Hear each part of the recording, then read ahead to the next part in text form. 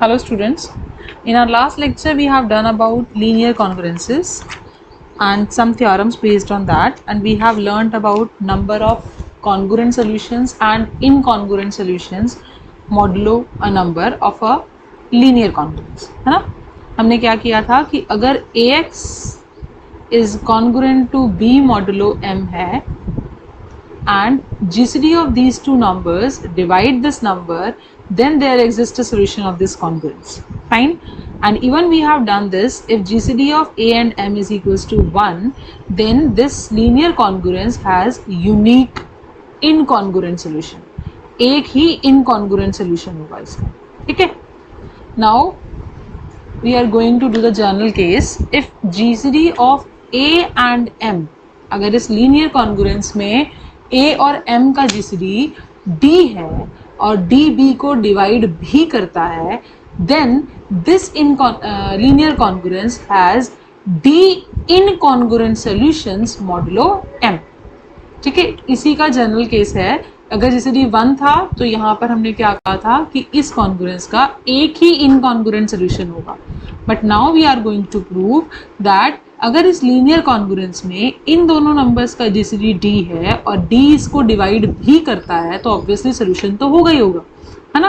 But अब हम इसमें क्या प्रूव कर रहे हैं कि कितने इनकॉन्ग्रुएंट सॉल्यूशंस होंगे, D इनकॉन्ग्रुएंट सॉल्यूशंस होंगे इस लीनियर कॉन्ग्रुएंस के modulo M. How will you prove? Now by using your previous result which we have done, हमने कल जो किए थे उनमें हमने ये भी रिजल्ट किया था कि अगर A और M का GCD B को डिवाइड करता है तो इस लीनियर कॉन्ग्रुएंस का सोल्यूशन एग्जिस्ट करता है। Now it is given to you that GCD of A and M is D and D also divides B. It means this linear congruence has a solution. It means this linear congruence has a solution. एक तो होगा ही होगा, है ना। अब हमें ये prove करना है कि इसके D इनकॉन्ग्रुएंट सोल्यूशन होंगे। This word is very important. Congruent solution तो इनफाइनाइटली मैनी एग्जिस्ट करते हैं, है ना, but we are talking about incongruent solutions, ठीक है। अब इसका एक सोल्यूशन है तो हम मान लेते हैं कि इसका एक सोल्यूशन क्या है, x naught. Let x naught be a solution of this linear congruence. Fine. इसका एक solution हमने consider कर लिया and that linear congruence is AX is congruent to B modulo. What do you mean by solution? Solution means वो value जो equation को क्या करती है, satisfy. इसका मतलब x naught भी है जो वो इसको क्या करेगा, satisfy. तो it means AX naught is congruent to B modulo M. Fine.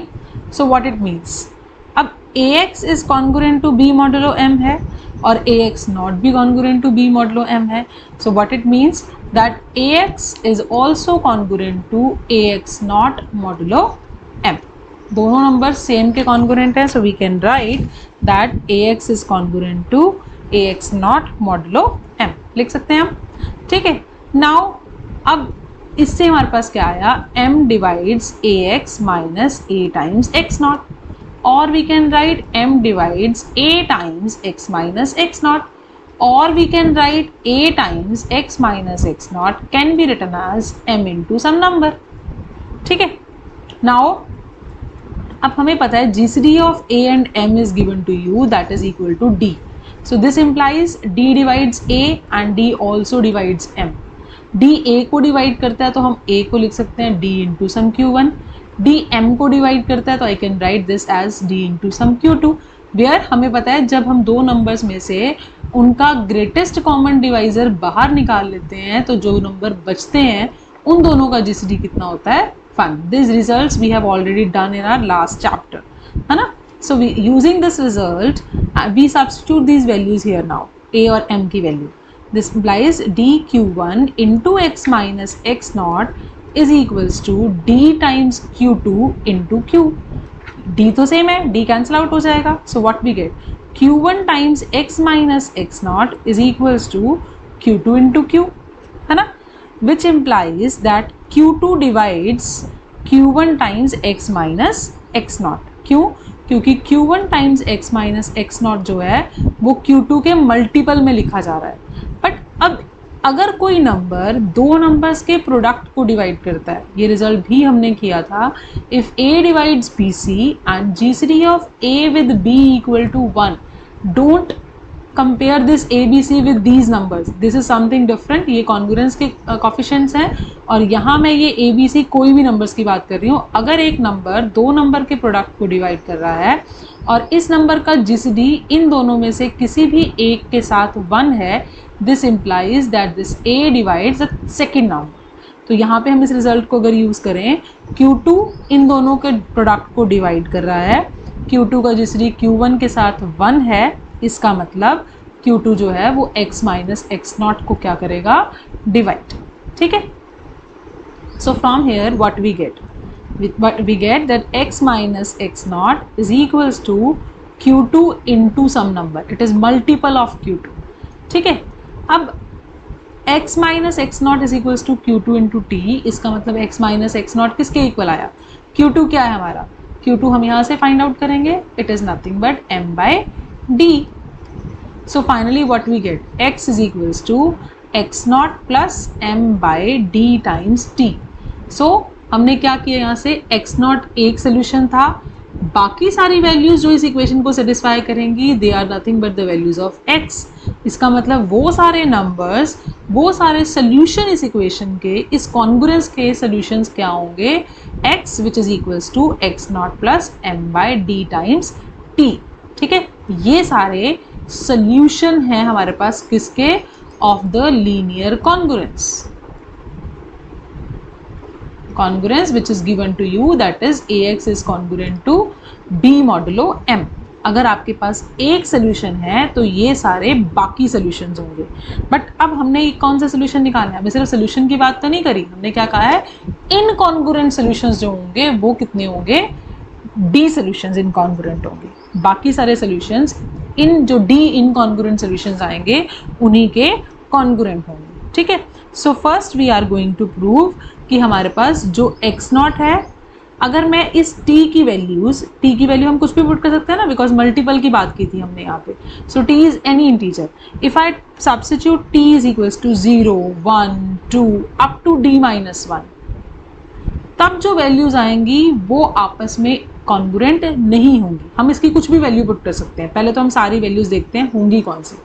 ठीक है, बट मैं कह रही हूँ कि जब हम इसकी वैल्यू d या d+1 या इससे आगे वाली पुट करेंगे तो ये वैल्यूज, इनके कॉरस्पॉन्डिंग जो वैल्यूज आएंगी उन्हीं के किसी ना किसी नंबर के क्या होंगी, कॉन्ग्रुएंट।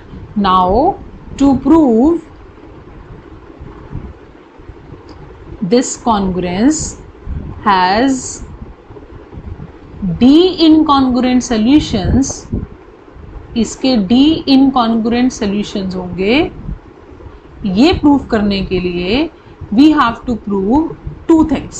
फर्स्ट इज, अगर मैं t की वैल्यू 0 1 2 अप टू d माइनस 1 लेती हूँ तो जो सोल्यूशंस आएंगे x, यहाँ के कॉरस्पॉन्डिंग जो सोल्यूशंस आएंगे इसमें पुट करने के बाद, दैट इज कौन कौन सी वैल्यूज आएंगी, x not plus m by D, t की वैल्यू 1 पुट की हमने, अगर t की वैल्यू 2 पुट करते हैं तो 2m by D, and so on up to x naught plus d minus 1 times m by d। ये इनकॉन्ग्रुएंट सॉल्यूशंस होंगे, मतलब इनमें से कोई भी आपस में कॉन्ग्रुएंट नहीं होगा। And second thing we have to prove that for t equal to d+1 and so on, they are congruent to one of the solutions obtained in equation 1, obtained in step 1। ठीक है, हमें proof, ये हमारे पास आ गया कि ये सारे solution हैं, हमने सारे सोल्यूशन निकाल लिए इस कॉन्ग्रुएंस के, बट हमें सिर्फ सोल्यूशन नहीं चाहिए थे, हमें इनकॉन्ग्रुएंट सोल्यूशन चाहिए थे। अब इन सारे सोल्यूशंस में से हमने ये चेक करना है कि कौन से सोल्यूशंस किस सोल्यूशंस के कॉन्ग्रुएंट है और कौन से सोल्यूशंस आपस में कॉन्ग्रुएंट नहीं है। तो इसलिए हम प्रूव करेंगे कि जो t की वैल्यूज, t तो कोई भी इंटीजर हो सकता है ना, क्योंकि हम यहाँ पे सिर्फ x माइनस एक्स नॉट को क्या लिखा था हमने, x माइनस एक्स नॉट को लिखा था multiple of Q2, multiple of Q2 में t की वैल्यू कोई मल्टीपल कोई भी आ सकता है ना, तो t इज एनी इंटीजर। अब t में सारी इंटीजर पुट करेंगे तो इनफाइनाइटली मेनी सॉल्यूशंस आ गए, बट वो सारे के सारे जो सॉल्यूशंस हैं वो आपस में इनकॉन्ग्रुएंट नहीं है। यही हमें प्रूव करना है कि जब हम t की वैल्यू 0 से d-1 तक पुट करेंगे तब जो सोल्यूशन आएंगे वो सारे इनकॉन्ग्रुएंट होंगे, मतलब इनमें से कोई भी दो नंबर आपस में कॉन्ग्रुएंट नहीं होंगे मॉडुलो m। बट अगर मैं इससे आगे वाली वैल्यू पुट करती हूँ तो वो इन्हीं नंबर्स के क्या होंगी, congruent. Fine, so these two steps you have to prove now. So first we prove that these solutions x naught plus m by d, these all are incongruent solutions modulo m. अब इसके लिए हम suppose कर लेते हैं, हमें prove करना है कि they are incongruent, but suppose for some k1 and k2 which lies between 0 to d-1, हम मान लेते हैं कि इस सॉल्यूशंस में से दो सॉल्यूशन आपस में कॉन्ग्रुएंट है। तो हमने दो इंटीजर ले ली k1 एंड k2 जो इस 0 से d-1 के बीच में लाई कर रही हैं, और इनके कॉरस्पॉन्डिंग जो सॉल्यूशन बनेगा, एक सॉल्यूशन ये और सेकंड सॉल्यूशन k2 के कॉरस्पॉन्डिंग, हमने मान लिया कि ये दोनों आपस में क्या है, कॉन्ग्रुएंट मॉडुलो m। ठीक है, हमें प्रूव करना है दे आर इनकॉन्ग्रुएंट, बट हमने सपोज कर लिया कि they are congruent modulo m। अगर ये कॉन्ग्रुएंट हैं तो हम बताएं कि x naught is always congruent to itself modulo m। क्यों? क्योंकि x naught minus X naught is 0 and m also always divides 0, तो ये कॉन्ग्रुएंस तो हमेशा होल्ड करेगी। अब ये दोनों कॉन्ग्रुएंस होल्ड कर रही हैं तो हम दोनों कॉन्ग्रुएंसेस को सब्ट्रैक्ट कर सकते हैं। सब्ट्रैक्ट करोगे तो क्या आएगा, k1 m by d is congruent to k2 m by d modulo m। ठीक है, फाइन। अब अगर ये रिजल्ट होल्ड करता है तो हम पूरी इक्वेशन को m by d से क्या कर सकते हैं, डिवाइड। अगर मैं m by d से डिवाइड करती हूँ तो इसका जीसीडी भी m by d के साथ 1 नहीं है, तो ये टर्म भी m by d जो जीसीडी है उससे क्या हो जाएगी, divide. So finally what will you get, k1 is congruent to k2 modulo, क्या रिजल्ट होता है पहले तो वो देखते हैं फिर यहाँ अप्लाई करेंगे। हम कहते हैं AB is congruent to AC modulo m में आप अगर A से डिवाइड करते हो तो ये टर्म भी A और M के GCD से डिवाइड हो जाती है, तो हमारे पास रिजल्ट क्या आता है, this B is congruent to C modulo m divide by GCD of A and M। ठीक है, फिर यहाँ क्या होगा, अगर हम m by d से डिवाइड कर रहे हैं इसका मतलब GCD ऑफ m और m by d से ये टर्म क्या हो जाएगी, डिवाइड, है ना, m क्या हो जाएगा, डिवाइड, और इन दोनों का GCD क्या है, m by d ही है। ठीक है, तो इसका मतलब क्या आ जाएगा, दिस इज इकॉन्ग्रुएंट टू, अगर मैं m को m by d से डिवाइड करती हूँ सो what will you get, d, क्योंकि m कैंसिल आउट हो जाएगा और ये ऊपर आ जाएगा। Fine, I think it is clear to everyone what is the GCD of m and m by d। m by d और m का GCD क्या होगा, that is nothing but m by d because m by d itself divides m। You can see it here, हमने ऊपर लिखा है ना, I'll show you। Yes, what is your m by d, that is q2, और q2 क्या कर रहा है, m को डिवाइड। सो अगर कोई नंबर, दो नंबर्स हैं आपके पास a एंड b, और b अगर a को डिवाइड कर रहा है तो ऑब्वियसली a और b का जीसीडी कितना होता है, b। ठीक है, तो यहाँ पर भी m by d m को डिवाइड करता है, इसलिए a m और m by d का जीसीडी क्या होगा, m by d, तो उसे डिवाइड करने के बाद we get d। So what you get, k1 is congruent to k2 modulo d, इसका मतलब जो d है वो k1 माइनस k2 को क्या करता है, डिवाइड। अब k1 और k2 दोनों नंबर क्या थे, they are less than d। ठीक है, दोनों नंबर 0 से d-1 के बीच में लाई कर रहे थे, और अगर मैं ऐसे नंबर्स को आपस में सब्ट्रैक्ट करूंगी तो वो नंबर भी 0 और d-1 के बीच में लाई करेगा, और इसका मतलब वो नंबर क्या होएगा, d-1 से छोटा होगा। ये नंबर d से तो एटलीस्ट छोटा ही, पॉजिटिव हो ना हो, बट ये d से तो क्या है, छोटा। पॉजिटिव जरूरी नहीं है, डिपेंड्स कि k1 बड़ा है या k2। ठीक है, बट ये नंबर एटलीस्ट d से क्या है, छोटा। और कोई नंबर अपने से छोटे किस नंबर को डिवाइड करता है, सिर्फ 0 को। अगर सिर्फ 0 को डिवाइड करता है तो इसका मतलब क्या हुआ, k1 minus k2 should be equal to 0। It means k1 is equal to k2। So finally what you get कि अगर मैंने इस सेट में से कोई दो नंबर्स आपस में कॉन्ग्रुएंट लिए तो वो नंबर्स क्या होंगे, सेम। ये k1 और k2 अलग नहीं हो सकते, दे आर सेम। इसका मतलब इस सेट में कोई दो डिफरेंट एलिमेंट्स आपस में कॉन्ग्रुएंट नहीं है modulo m। They all are incongruent solutions modulo m। ठीक है, फर्स्ट स्टेप हो गया। Now we have to prove जो बाकी एलिमेंट्स हैं वो इन्हीं के किसी ना किसी एलिमेंट के क्या होंगे, congruent. So we take a number x not plus k times m by d where suppose k is greater than d, greater than or equal to d। ठीक है, अगर ये नंबर d से बड़ा है या d के इक्वल है तो हम इसको d से डिवाइड कर देते हैं और d से डिवाइड करने पे कुछ क्वोशंट आएगा, कुछ रिमाइंडर आएगा, where this remainder always lies between 0 to d minus 1, है ना। जिससे डिवाइड करते हैं उससे हमेशा कम होता है, इसका मतलब रिमाइंडर 0 to d minus 1 के बीच में लाई करेगा। सो what will be your k not x not plus k m by d। If I substitute the value of k here, what I will get, dq plus r into m divide by d। so it is nothing but x naught plus m को अंदर multiply किया m dq by d plus r m by d which is equals to x naught plus r m by d plus what is this, d cancel out, m times q, है ना। so what we get, x naught plus k m by d minus x naught plus r m by d is equals to mq, or you can say m divides x naught plus km by d minus x naught plus rm by d। इसका मतलब क्या हुआ कि m जो है, ये दोनों numbers जो हैं वो आपस में क्या हैं, कॉन्ग्रुएंट मॉडुलो m, क्योंकि m इन दोनों नंबर्स के डिफरेंस को डिवाइड कर रहा है। सो r क्या था, r is a number which lies between 0 to d minus 1, और ये नंबर था d से बड़ा, d या d से बड़ा। इसका मतलब ये जो नंबर है, ये जो सोल्यूशन है वो किसी ना किसी किस सोल्यूशन के कॉन्ग्रुएंट हो गया, x नॉट। r की वैल्यू अगर 0 है, r 1 है तो x not plus m by d, और r की वैल्यू कहाँ तक जा सकती है, d minus 1 m by d। r की वैल्यू माइनस कहाँ तक जा सकती है, d माइनस 1 तक। इसका मतलब जो ये सोल्यूशन है ये किसके कॉन्ग्रुएंट हुआ, one of the solutions of these solutions, है ना।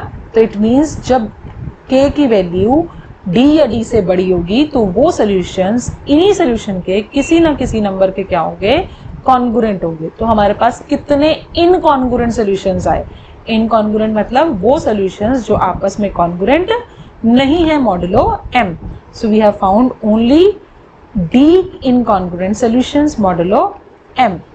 d है ना ये, क्योंकि ये कहाँ से शुरू हो रहा है, x not plus 0 m by D. 0 से लेकर हम d माइनस 1 तक जा रहे हैं, तो ये कितने सॉल्यूशंस हैं, these are d solutions of the congruence. Fine, क्या मतलब हुआ इस चीज का कि जितना a और m का GCD होगा, जितना इन दोनों नंबर्स का GCD होगा, अगर वो GCD इसको डिवाइड करता है तो इस कॉन्ग्रुएंस के उतने ही इनकॉन्ग्रुएंट सॉल्यूशंस एग्जिस्ट करेंगे मॉडुलो m। ठीक है, this is a very important result, you must know how to prove it and we will use this result in our questions also.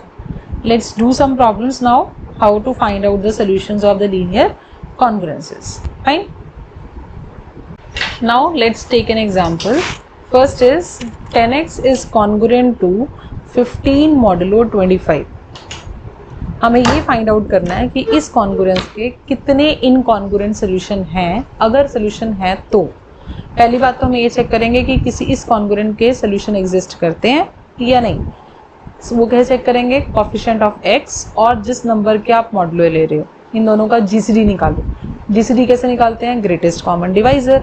Greatest common divisor के लिए 25 को 10 से divide किया, ठीक है, जो आप पहले मेथड करते आए हो उससे भी निकाल सकते हो। 5 बचा। अब 5 इज लेस देन 10, तो 10 को 5 से डिवाइड किया, your remainder will be 0। It means this number is your GCD. So GCD of these two numbers is 5, ठीक है। नहीं तो हम प्राइम फैक्टराइजेशन से भी कर सकते हैं। अब हमें चेक करना है क्या ये नंबर इसको 15 को डिवाइड करता है? यस करता है। It means this congruence has a solution. And how many incongruent solutions are there?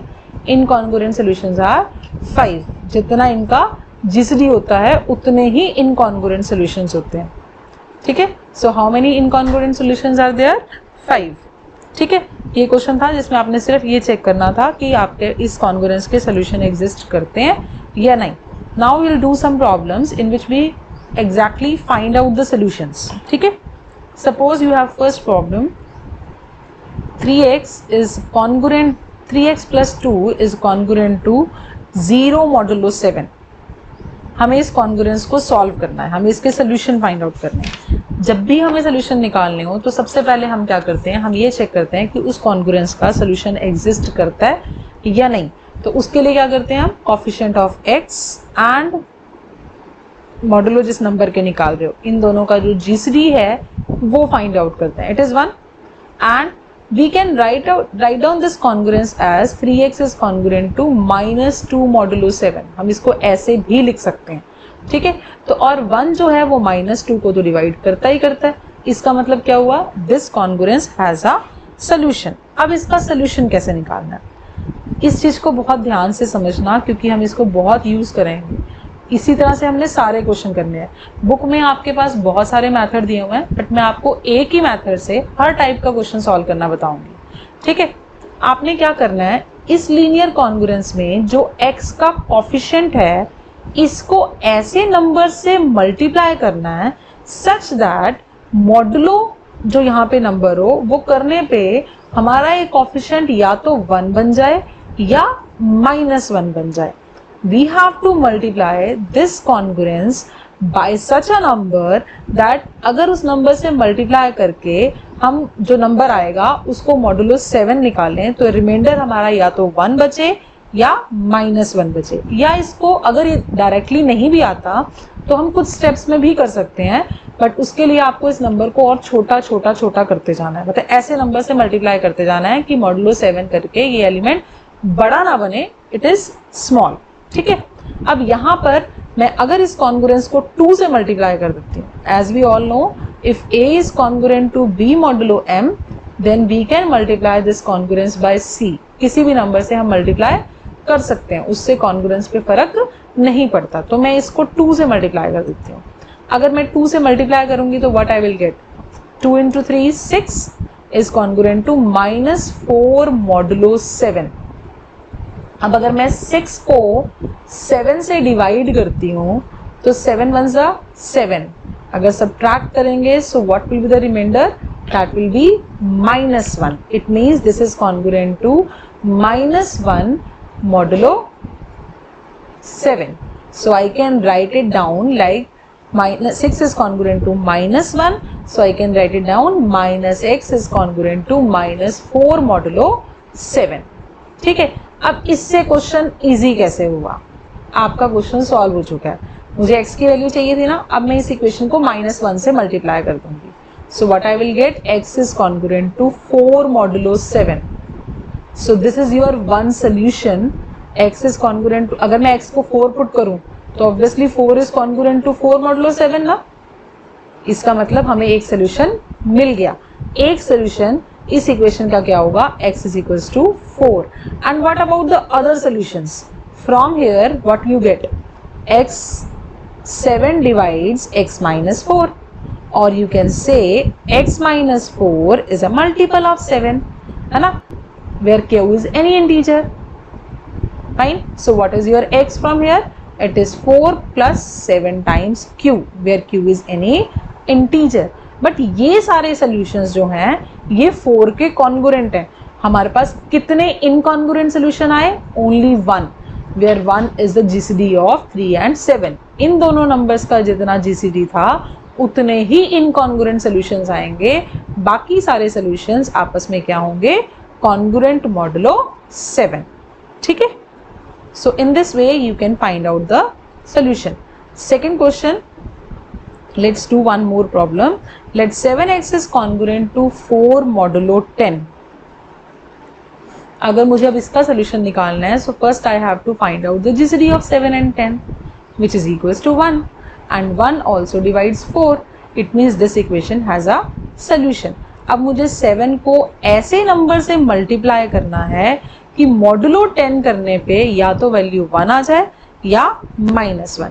As we all know 7 3s are 21, और 21 को अगर मैं 10 से डिवाइड करूंगी तो मेरे पास रिमाइंडर कितना आएगा, 1, है ना.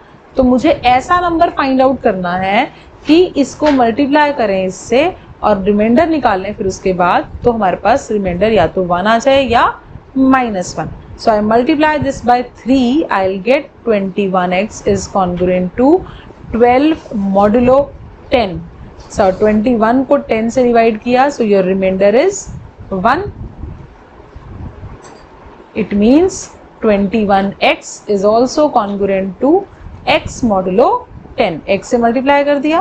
अब 21x 12 के भी congruent है, x के भी congruent है, so you can directly write x is congruent to 12 modulo 10.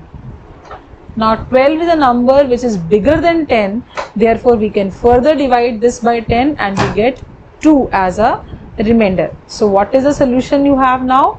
2 is one of the solution of this congruence, and you can also check is it true or not. 7 into 2 is 14. 14 minus 4 is 10, which is obviously divisible by 10. So it is one of the solution, और it is an incongruent solution. और इसके कितने incongruent solution है, only 1, है ना. और बाकी congruent solutions कैसे लिखोगे, you can directly right now 2 + 10 times a integer. Fine. So in this way you can solve the problems. Let's do one more question. Now next is, suppose third question is 259x is congruent to 5 modulo 11. ठीक है. अब इस question को करने के लिए भी हम यही प्रोसीजर लगाएंगे, बट पहले हम इसको 11 से डिवाइड करके छोटा कर लें. मतलब इसको 11 से डिवाइड करके रिमाइंडर निकाल के इसकी वैल्यू पुट कर देंगे. क्या करोगे, 11 2s are 22, 3 is left, 3 is 39, 33, we are left with only 6. इसका मतलब ये इक्वेशन किस में रिड्यूस हो गई, 6x is congruent to 5 modulo 11. Now we'll check what is the GCD of 6 and 11, that is 1, and 1 always divides 5. It means this equation has, this congruence has a solution. Now we calculate the solution. अब 6x को मैं 6 को किससे multiply करूं कि modulo 11 करने पे 1 या -1 आ जाए, 2 से. तो ये क्या हो जाएगा, 12x is congruent to 10 modulo 11. अब 12 को 11 से डिवाइड किया तो रिमाइंडर आएगा 1. सो वी कैन डायरेक्टली से this implies x is congruent to 10 modulo 11. So what is the solution? 10 is one solution and other solutions are 10 plus 11q, where q belongs to integers. This is one solution and these are the all incongruent, the all congruent solutions, सारे जो 10 के congruent हो. ठीक है. Now you can try more problems like this and we will do more problems based on this in our next lecture. Thank you very much.